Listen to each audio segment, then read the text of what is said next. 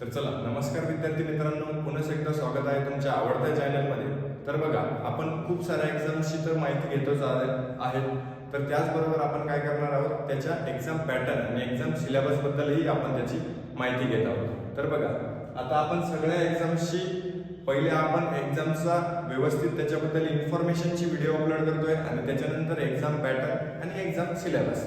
तर बघा, आता मागे आपण बघितलं असेल मंथन एक्झाम बद्दल आणि त्याच्या एक्झाम पॅटर्न बद्दल आपण बघितलं आहे. मग त्याच्यानंतर NMMS ह्या एक्झाम बद्दल आपण मागील सगळी इन्फॉर्मेशन घेतलेली आहे आणि त्याचबरोबर आपण काय करतोय की आज त्याच्या एक्झाम पॅटर्न बद्दल आपण माहिती घेणार आहोत. तर बघा, एक्झाम पॅटर्न समजून घेणं किती गरजेचं असतं हे मी तुम्हाला सांगतोय की एक्झाम पॅटर्न मध्ये बघा, आपल्याला व्यवस्थित टाइम मॅनेजमेंट जमतं की कोणत्या आपला विषय पक्का आहे, कोणता विषय आपला थोडासा वीक आहे आणि कोणत्या विषयाला आपला जो वीक सब्जेक्ट आहे त्याला आपल्याला किती टाइम द्यायचा आहे.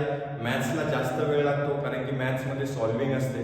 काही परीक्षामध्ये मॅथ्समध्ये जास्त क्वेश्चन असतात, त्याला आपल्याला जास्त भर द्यावा लागतो. हे सगळं टाइम मॅनेजमेंटसाठी आपल्याला एक्झाम पॅटर्न आपल्या डोक्यात फिट बसलेला हा आपल्याला नक्की पाहिजे असतो. तर बघा, आपल्याला एक्झाम पॅटर्न मॅथ याच्यामध्ये काय असणार आहे, तुम्हाला पेपर 1 व काय असणार आहे पेपर 2 हे दोन पेपर तुम्हाला असणार आहेत. एक आहे मॅथ आणि एक आहे सॅट. तर मॅथच्या पेपरमध्ये मेंटल ॲबिलिटी टेस्ट पहिला पेपर जो होणार आहे तुमचा, त्याच्यामध्ये तुमचा कसा पेपर आहे तो की मेंटल ॲबिलिटीवर तुम्हाला किती 45 क्वेश्चन्स विचारले जातील आणि प्रत्येकी क्वेश्चनला 1 मार्क्स तुम्हाला मिळणार आहे. प्रत्येक क्वेश्चन जर तुम्ही याच्यात कोणतीही प्रकारची निगेटिव्ह सिस्टम नाही. बघा, एक क्वेश्चन तुम्ही बरोबर केला की तुम्हाला 1 मार्क मिळणार आहे. म्हणजे 45 क्वेश्चन्स 45 मार्क्सला, 20 क्वेश्चन 20 मार्क्सला, 25 क्वेश्चन 25 मार्क्सला, असा तुमचा टोटल पेपर हा किती, पहिला पेपर 90 मार्क्सचा होणार आहे. 90 मिनिटासाठी प्रत्येकी एका क्वेश्चनला 1 मार्क्स मिळणार. तर बघा, मॅथमध्ये मेंटल ॲबिलिटी टेस्टमध्ये बुद्धिमत्ता, मेंटल ॲबिलिटीला काय म्हणतात मराठीमधून, बुद्धिमत्ता.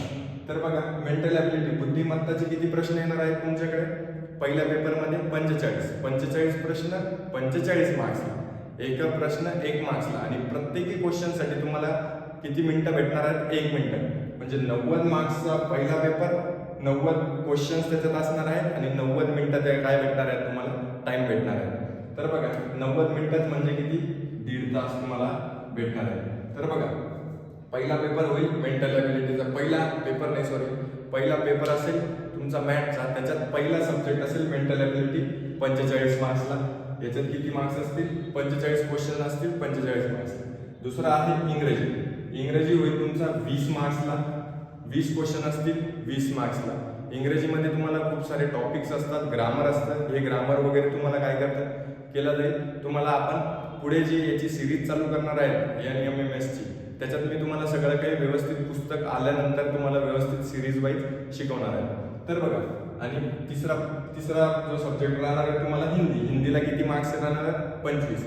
मग हिंदीमध्ये पण ग्रामर असेल, पॅराग्राफ असतील, पॅसेज असतील, हे सगळं काही त्याच्यात कंडक्ट होणार आहे. तर बघा, ते पण किती मार्क्सला, 25 मार्क्सला. तर 25 मार्क्स टोटल किती होत आहेत, 90 क्वेश्चन होत आहेत 90 मार्क्सला. म्हणजे प्रत्येकी एका क्वेश्चनला किती मार्क्स, 1 मार्क्स.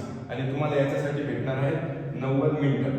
किती मिनिटं भेटणार आहे, 90 मिनिटं म्हणजे 1.5 तास तुम्हाला भेटणार आहे पेपर 1 मध्ये. तर आपण वळूयात आता पेपर 2 कडे. तर पेपर 2 हा सॅटचा सॉलिस्टिक ॲप्टिट्यूड टेस्ट. ॲप्टिट्यूड म्हणजे काय तर मॅथ्स. त्याच्यात ॲप्टिट्यूडमध्ये तुम्हाला नॉलेज बेस चेक केला जाईल, तुम्ही क्वेश्चन कसे समजून घेतात, कसं टाईमचं मॅनेजमेंट करतात, परत तुम्हाला कोणत्या क्वेश्चनला किती वेळ द्यायचा आहे, हे सगळं ॲप्टिट्यूडमध्ये.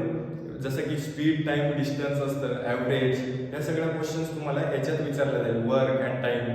तर बघा, त्याच्यामध्ये तुम्हाला बघा सायन्स हा टॉपिक तुम्हाला दिलेला. सायन्समध्ये पण तुम्हाला फोर्स असेल, बल, डिस्प्लेसमेंट असेल, डिस्टन्स असेल, अंतर, दूरी, लांबी वगैरे, याच्याबद्दल तुम्हाला थोडे बेसिक टॉपिक्स आहेत, ते पण मी सिलेबसच्या याच्यात तुम्हाला कव्हर करून सांगेन. तर बघा, 35 क्वेश्चन्स येतील 35 मार्क्सला सायन्स.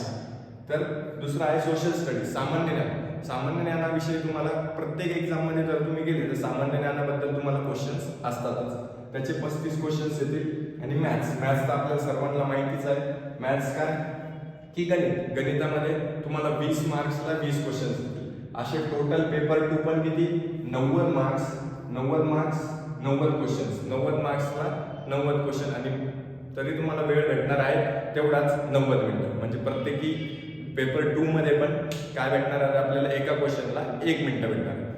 तर तुम्हाला पेपर 1 पेपर 2 चा सिलेबस कळाला असेल. आता याच्यात काय अटी असतात हे मी तुम्हाला सांगणार आहे. तर बघा, आता 40 मार्क्स बोथ पेपरमध्ये आवश्यक असतात. जर तुम्हाला पहिल्या पेपरमध्ये जर 40% मिळत आहेत, 40 मार्क्स मिळतात, 40 मार्क्स नाही म्हणत मी, 40%, 180 चे 40%, म्हणजे मी तुम्हाला डिस्ट्रीब्यूट करून सांगतोय. आता 180 चे 40%, तर बघा आपल्याला प्रत्येकी क्वेश्चनला किती, प्रत्येकी पेपर 1 मध्ये 36 मार्क्स घेणं आवश्यक आहे, आणि प्रत्येकी सेकंड क्वेश्चन मध्ये पण, सेकंड पेपर मध्ये पण आपल्याला 36 मार्क्स आवश्यक असतात. म्हणजे बघा 180 मार्क्सचा आपला पेपर आहे, 180 मार्क्सचा आपला पेपर दिलेला आहे. 180 पैकी जर आपण 36 आणि 36 केले तर 180च्या 40%, 180च्या 40% किती होत आहेत, 72. 180च्या 72 मार्क्स आपल्याला घेणं काय आहे, आवश्यक आहे. बघा इथे 90 मार्क्सचा पेपर असेल त्याच्यामधून आपल्याला 36 मार्क्स द्यायचे आहेत, आणि सेकंड पेपर पण 90 मार्क्सचा असेल त्याच्यामधून आपल्याला 36 मार्क्स आवश्यक येणार आहेत. तर त्याच्याने काय होईल की तुमचा पुढे पेपर, म्हणजे तुम्ही मेरिट लिस्टमध्ये येण्यास पात्र होशाल. 72 मार्क्सच्या पुढे असले की तुम्ही काय असतं, क्वालिफाईंग मार्क्स आपण त्याला म्हणतो. तर क्वालिफाईंग मार्क्स किती आहेत, 72. तर 72 नंतर तुमचं नाव मेरिट लिस्टमध्ये येईल, तुम्हाला समजेल की तुम्हाला किती मार्क्स मिळालेले आहेत किती नाही.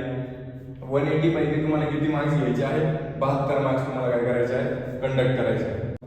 तर बघा दोघं एक्झाम, आता याच्यात तुम्हाला 32 मार्क्स लागत आहेत, कारण की तुम्हाला 40%, पण जे रिझर्व्ह कॅन्डिडेट असतात, SC ST VJNT वगैरे असे जे असतात, ते त्यांच्यासाठी किती आहेत क्रायटेरिया, 32%चा आहे. ओपन वाल्यांसाठी काय आहे की 40%चा आहे, आणि रिझर्व्ह कॅन्डिडेटसाठी काय आहे तर 32%चा आहे.